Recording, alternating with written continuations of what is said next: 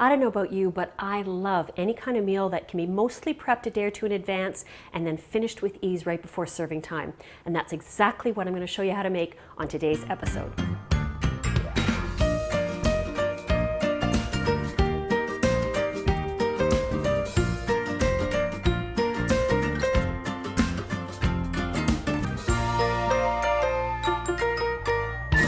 Our first recipe today is a fantabulous taco cobbler. I love those mashup dishes where you take something that's already great and make it better by combining it with another well-known dish. Normally cobblers we think of as being savory or sweet rather than savory. So fruit cobblers are very popular, especially in the southern US. It's basically biscuits on top of fruit. So I thought, why not a taco version? So here I've got some cooked ground beef. You could use ground chicken or turkey if you prefer, or your favorite veggie crumble. And it's been cooked up with some onions and taco seasonings and a bit of water.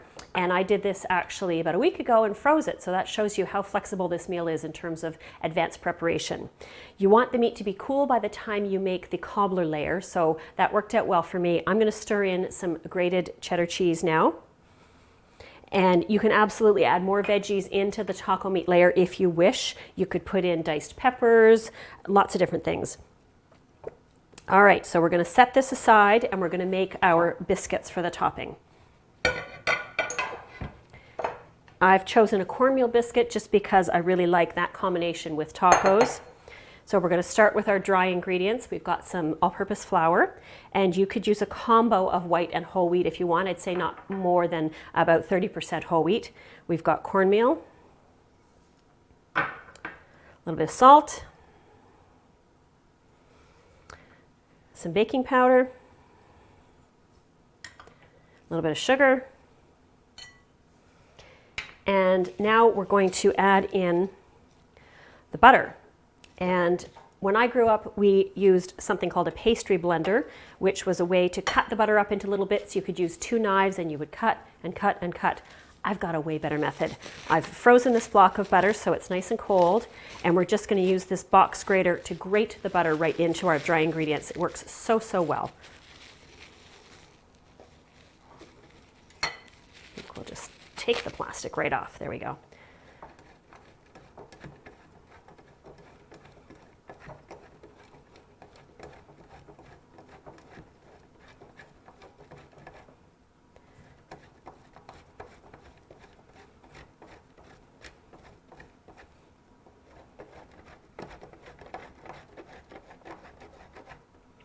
I always cut about a teaspoon more than I need, so I don't have to grate it right down to my fingertips. That's probably good. Just give this a little shake. A little bit of butter stuck inside, not bad. Freezing is really the key. It's almost impossible to do it otherwise. So now we stir in the butter. And you could prep the biscuits to this point and either refrigerate or freeze this mixture, again, to speed things up. I find that's really handy if we're camping or cottaging and I just want to have as much prep done as possible. Now we're going to add in our milk, and you could use non-dairy milk if you prefer.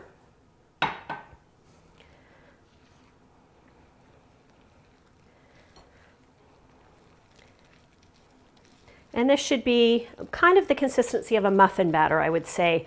Not as thin as a cake batter, but not as stiff as a cookie batter. And just stir until you see all the dry spots are gone. There we go.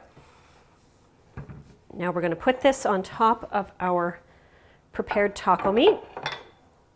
And I find the easiest way to do that is with a muffin scoop. Some people think these are ice cream scoops, but actually they're not robust enough really for ice cream. So we want to do about 12 evenly sized dollops and put a little bit of space in between them.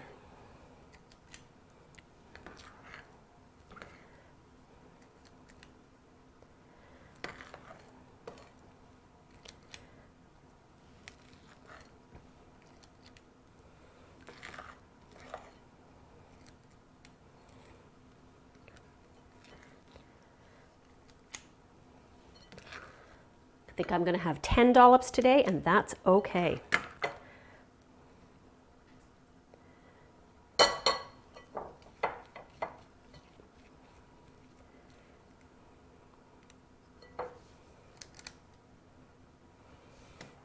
All right, so this is just perfect. You could even refrigerate it at this stage for about 45 minutes or an hour if you want. You'd have to increase the baking time a little bit to make up for the fact that the biscuit dough is cold. So I'm going to pop this in my preheated oven, and it will only take about 12 to 15 minutes for the biscuits to cook. So hang on. All right, I've just taken the taco cobbler out of the oven, and I know I say this all the time, but oh my gosh, it smells fantastic. So we're just going to finish getting the toppings ready, because just like any taco party, it's not enough to have meat and some kind of bread product. You've got to have all the good stuff too. So the last thing I have to prepare is some chopped fresh tomato. And like any good taco buffet, you can really put together whatever your family or your friends like to have. I'm not a huge fan of black beans unless they're in a dish, but I know lots of people that like those on top of their tacos, so that would be a great add-on. And as you can see in the bowls before me, I've got quite a collection, which I'll walk you through. There, that's probably enough tomato for now. So we'll just put that in our bowl. And this is a great meal to set up buffet style, so people can load up their plates however they prefer.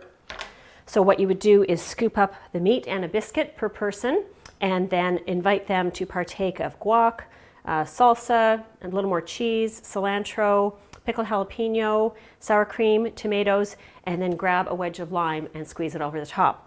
And I wanted to mention as well that if you don't want to do a large format casserole, you can make individual portions in any oven-safe baking dish. So you just cook the meat ahead of time and then put maybe 2 smaller dollops of biscuit dough on top of it and bake these little individual dishes. And that's really fun if you're doing a party format, or let's say you want to be able to eat it off your lap as opposed to having to be at a table with a plate and so on. So I hope that you give this taco cobbler a try, and I can pretty much guarantee that it's probably going to be a big hit. It sure is with my family. Up next, I can't wait to show you one of my very favorite comfort meals. I love that you can prepare most of this stew ahead of time, then refrigerate if you wish. When it comes time to serve it up, it'll only take 15 minutes to finish cooking.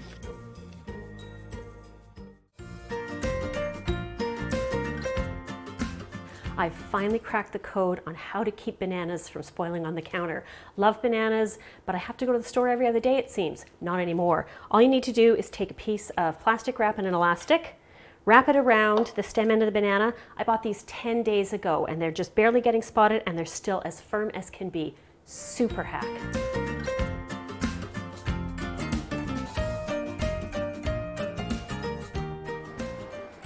My second recipe today is a really great one that I define as comfort food, partly because fish is always comforting to me, and it's Mediterranean inspired, full of delicious flavors. It might even turn someone who isn't fond of fish into a fish fan. So I'm going to start by getting the vegetables for our fish stew ready. I'm just getting onion skin off my knife here. I'm going to heat up some olive oil and butter in my pot. And it's always a good idea to put the oil in first because it insulates the butter and it's less likely to burn that way. There we go. So we'll chop up some onion, and you want it to be reasonably small in size so it'll cook more quickly. And like many dishes I make, you can prepare the vegetables ahead of time and then add the fish in and just cook it for a few minutes to finish. So we'll show that as we go along. That was a pretty big onion. I think that's all I'm going to use. And now that we've got the butter melting, in it goes.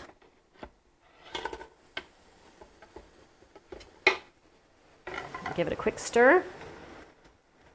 And we're going to add in 1 clove of garlic that I've minced up. And we'll let those start to cook while we get the rest of the vegetables ready. Carrots and celery are next. They call this mirepoix in French, and it's the base of a lot of different recipes. And it's sofrito in Italian, and it typically is onions and carrots and celery. They just go so well with so many flavors.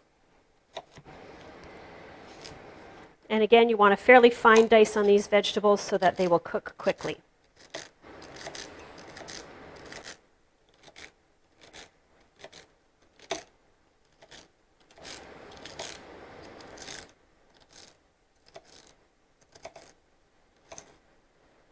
Put in the celery.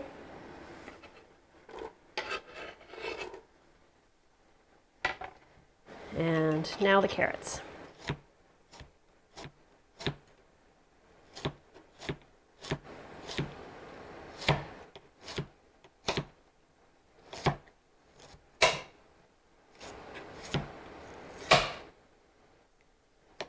There we go.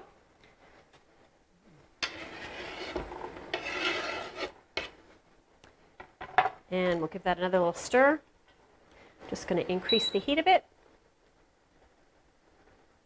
And we're just watching for the onions to start to soften, and then we'll be able to add more things of substance into our pot. In the meantime, we are going to add some aromatics or seasonings, have some basil, oregano, and a couple of pinches of hot pepper flakes. Not enough to make it really fiery, but just to give it a nice little kick. If you enjoy heat, obviously you can adjust the amount of hot pepper flakes that you add, or you can even have some for people to sprinkle on their own bowls when they go to eat it.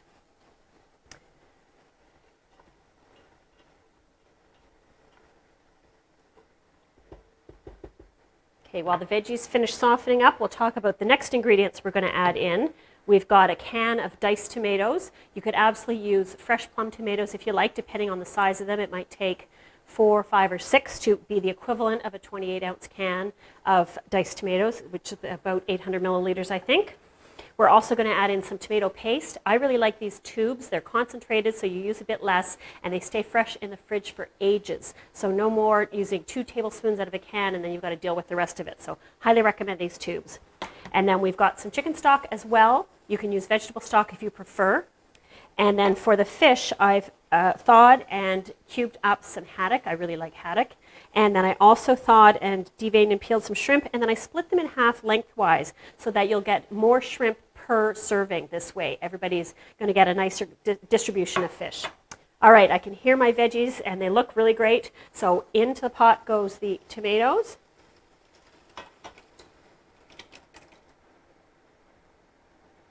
There we go.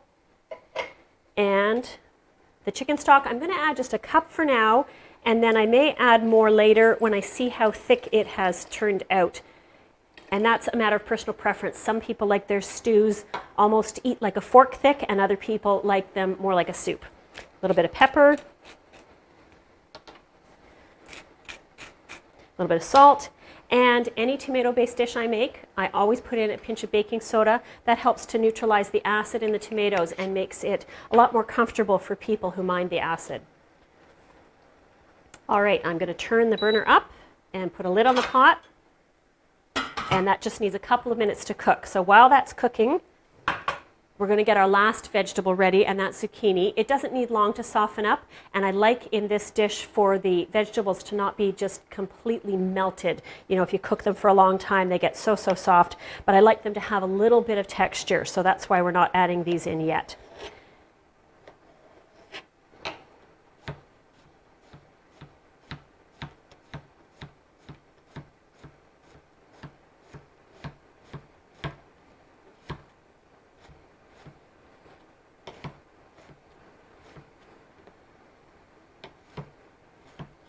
And I think that's enough.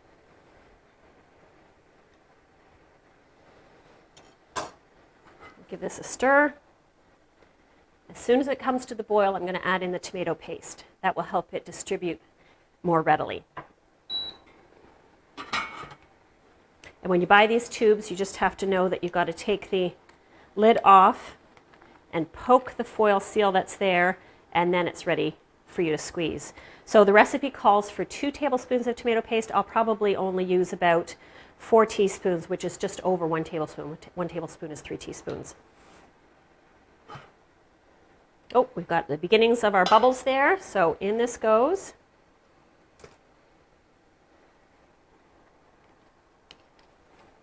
One more quick stir.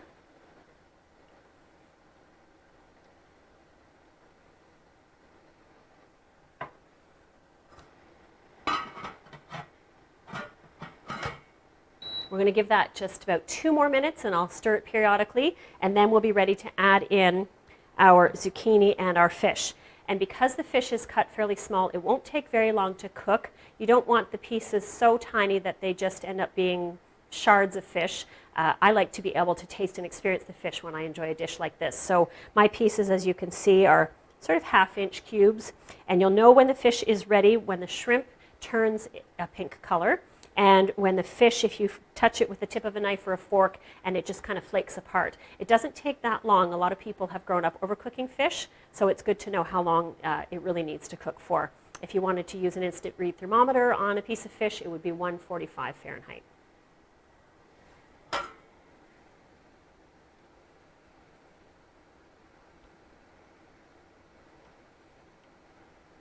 All right, as you can see, our stew is bubbling beautifully. I'm just going to test a carrot with a knife. Oh yeah, that's getting nice and tender, but not mushy, so that's perfect. So now we're going to add in our zucchini. It really is such a simple dish, but it is just so flavorful. And then our fish.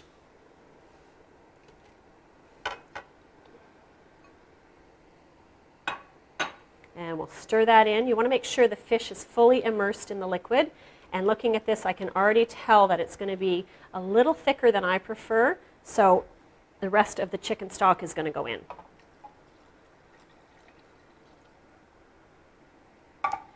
And we'll put the lid on. And now we just wait a few minutes until the fish is ready. So now we'll talk about garnishes. I find that lots of dishes taste great on their own, but if you take a few minutes to think about a garnish to put on top, it really elevates the flavor and the appearance of the dish. So for this one, I am going to put crumbled feta as an option. If your family doesn't prefer feta, you could use grated mozzarella as an example, or skip the cheese entirely. And then some chopped fresh parsley. It's a bit more sturdy to go on top of a piping hot bowl of stew than a more tender herb like basil would be. And cilantro's not as big in the Mediterranean flavor profile, so that's why we're going parsley.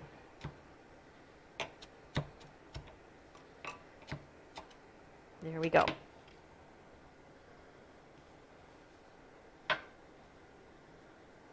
All right, let's take a look at our stew. Oh my gosh. I'm not going to say it smells really good. Okay, it does smell really good. Let's turn off the burner, and it's time to ladle it up. I hope you appreciate that this bowl made by a local potter is the color of the sea. That was intentional. So when you're serving it up, you just kind of want to pay attention so everybody gets a good distribution of broth and vegetables and haddock and shrimp. And I should mention you can obviously omit the shrimp if that's not something you prefer, and use any white fish that you like. Cod or sole would be just delicious as well. Tilapia or bassa would also be a great fit. There we go. I'm just going to give it a little sprinkle of feta, a little bit of parsley, and this comforting and healthful bowl is all ready to go. For today's third recipe, I can't wait to share with you one of my newest creations, developed in response to a challenge from a vegan friend. If you're a fan of tuna salad sandwiches, this version may prove an irresistible alternative.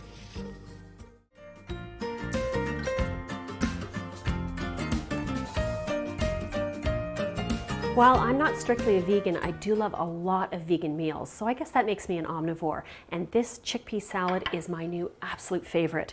So we're going to start with a can of chickpeas, which I have drained and rinsed. You can cook chickpeas from scratch if you like. You've got to soak them overnight and so on, but I just find the canned ones are really convenient. So I'm going to put them in my bowl. And now we want to mash them up so that they are similar to the texture of, say, canned tuna or canned flake chicken. There's a couple ways you can do this. You could pulse them in a food processor, but that's just one more thing you need to clean. You can use a potato masher. That may work for you. I find little elbow grease or muscle power and a fork works just fine.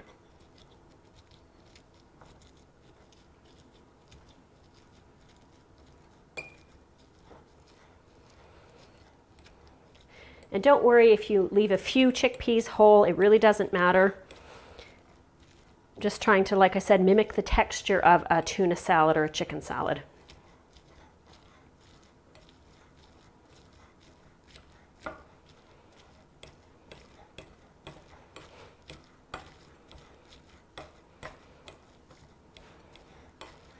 Okay, we're getting there. I'd say probably another minute, and it'll be exactly where I want it to be.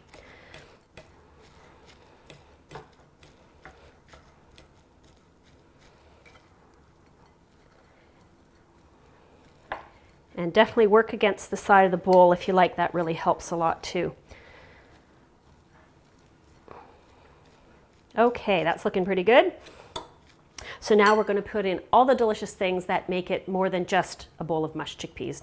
So we're going to start with some mayonnaise, and if you want to make this truly a vegan dish, I suggest you look for vegan mayonnaise, which is very widely available now, and it's got great taste and great texture. That will also make this a great dish for picnics or hiking or whatever, because you're not going to have egg in it, so it's not going to spoil in the heat. So I think that's about 1/4 cup. And I'm going to add in some lemon juice. I like the brightness that it adds. I also like putting Dijon mustard in my tuna and chicken salad. Again, it's just about layering the different kinds of flavors so that you get a whole lot going on. So about 2 teaspoons I find is good. And my secret weapon for this kind of dish is chopped dill pickles. If you're not a pickle fan, you can obviously omit this, but I just love them. And I've included some of the pickle brine in there as well.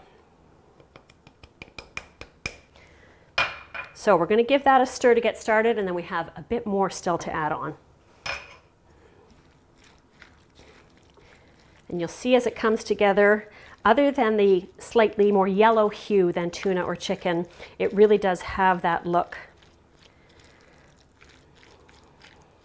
And of course, chickpeas are packed with protein, so this dish is a really healthful one too. All right, now we're going to put in some things for crunch and for color and flavor.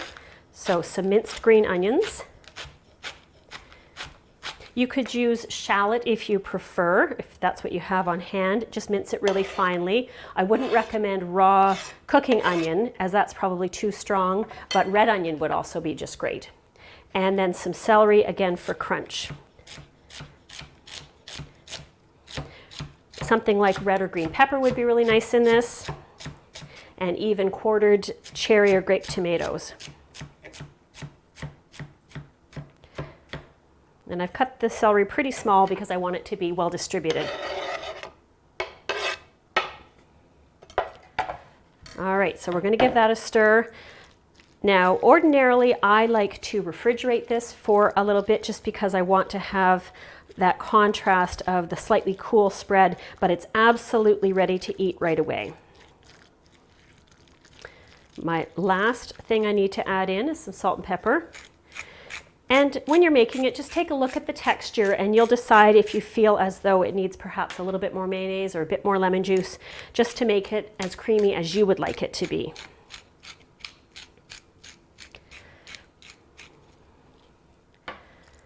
So there's a few ways you can enjoy this spread. I mean, spoon is all I need, but if you want to be a little bit more dainty in your presentation, I like to buy heads of Boston lettuce, and the leaves come off in beautiful little cups. So you could put a tablespoon or 2 of this mixture in several lettuce cups and serve that up as a plated meal for someone. Absolutely fantastic. It could be spread on crackers. That would be really good. For today, we're going to spread it on some homemade bread and do open-faced sandwiches. And we're going to garnish those sandwiches with cucumber slices just because it's going to make them look a little fancier.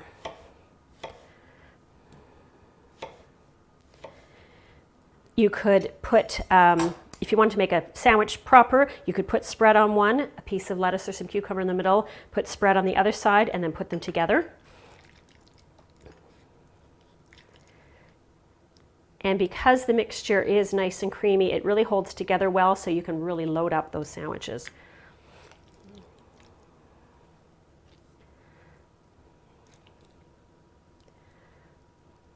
This is one of those dishes that I think is probably quite familiar to people who have been pursuing vegan cuisine for a while, but it was new to me a few months ago when I thought about it, and I wish I had known about it years ago because I just love it so much. And I'm going to add one last little grind of pepper. In case you haven't noticed, I really like pepper. And now our chickpea salad sandwiches are complete. While I love having a few ready-made meals in my freezer that I can just pull out, thaw, heat, and eat, I do find that freshly prepared food always tastes a little bit better. That's why meals that I can partially prepare and finish at serving time are so appealing. I hope that you'll consider trying my taco cobbler, this delightful Mediterranean seafood stew, or the beautiful chickpea salad spread, and you'll see what I mean.